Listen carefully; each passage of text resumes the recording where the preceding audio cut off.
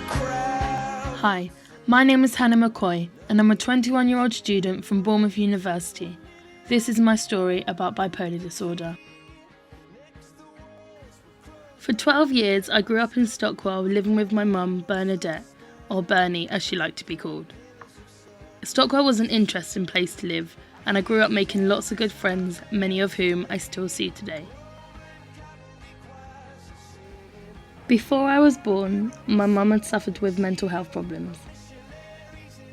When I came into the world, we lived in a 2-bedroom flat in Studley Estate. It wasn't perfect, but it was our little home. While making this documentary, I went back to visit where I used to live. I was instantly reminded of all the good memories I shared with Mum.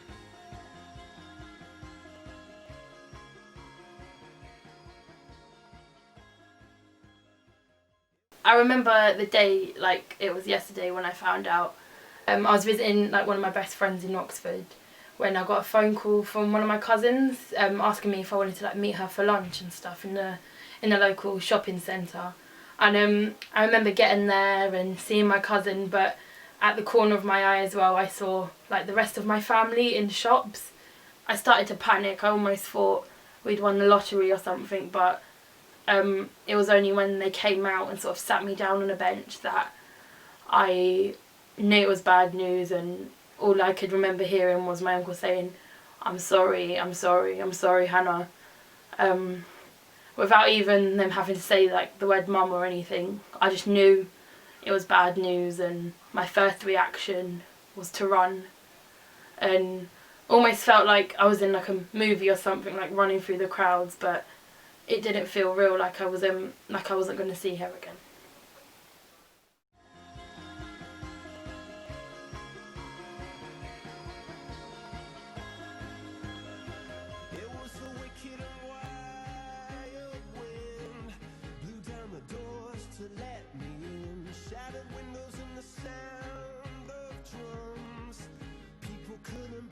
My mum was diagnosed with schizoaffective disorder. It is thought to affect about 1 in every 200 people at some point in their lives. I was always too young to really understand my mum's illness, but the main thing I do remember were her like major mood swings. She'd go from being like so happy to like incredibly depressed, so much so that my visits with her would only last about 10 minutes. So a lot of the time it felt like I never saw the real mum. I just saw like the different sides of her that the mental illness caused, and it was quite sad really. Today I visit Binfield Road Surgery where my mum was taken care of. I'm meeting Dr. John Balash, who was responsible for her care.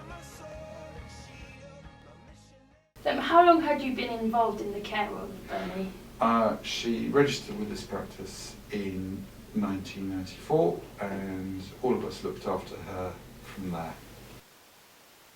When did you think Bernadette's psychological issues began? They patently began well before she registered with us.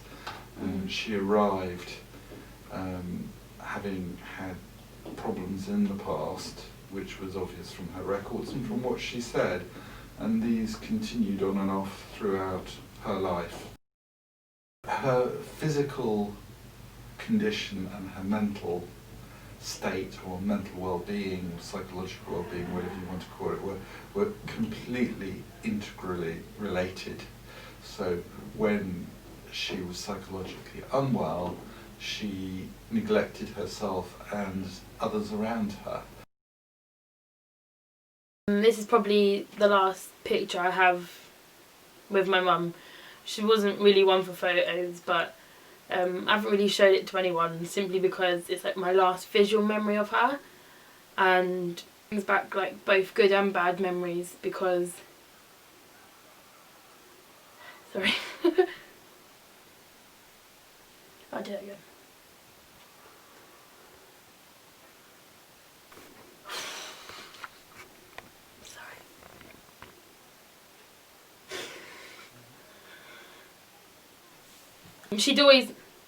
Everyone knows that she'd always been a large lady anyway, but in those last few months she sort of neglected herself more and more, and I never really understood if it was the mental health like playing a part in it, or if she'd just given up on herself, but it felt like there was nothing I could do really.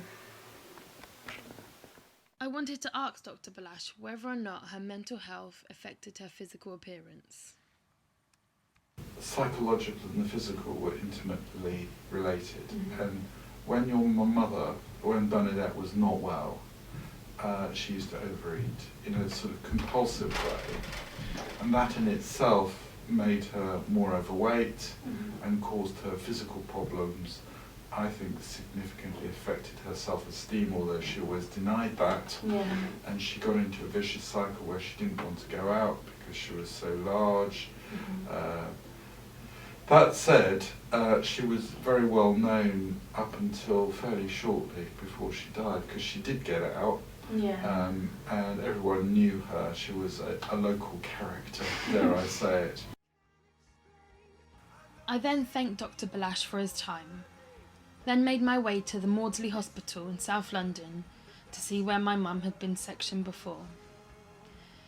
It was an odd place, one that I only remember from when I was little. However, I felt that I needed to find out more, so I met with Dr. Emily Daly, who was the last doctor responsible for my mum's care. My name's Emily Daly. I'm a consultant psychiatrist. I work with Bernadette as a consultant psychiatrist, part of her community mental health team. The job included meeting with her to review her mental state and also discuss various treatment options with her. If we went to visit her, I guess there were some areas that she found difficult to talk about, and that perhaps made it quite difficult for us to know how to help her or work out the best way to help her at that time. Perhaps with Bernadette, maybe one of the ways she coped with distress that was perhaps unhelpful was in terms of eating. So her in that sense, her obesity and the mental illness were connected. People who have obesity at a level that could affect their physical health have higher rates of experiencing trauma, and that can be all kinds of trauma, whether it's from previous abuse or something even like being sectioned in a hospital. I guess I have quite positive memories of our conversations, because she had a really great sense of humour. So on the one hand, she was someone who was easy to talk to, and sort of very willing to have a conversation with us if we went to visit her. When Bernadette was younger, in general there was less understanding about mental illness, and far more negative and discriminatory attitudes. I mean, we still know that stigma and discrimination exists, and there's still more to be done about that. After speaking to Emily and Dr. Balash, I felt like I was finally gaining some closure on my mum's death. However, I wouldn't be here making this documentary today if it wasn't for my aunt, my uncle, and my amazing cousins who have been like a brother and sister to me.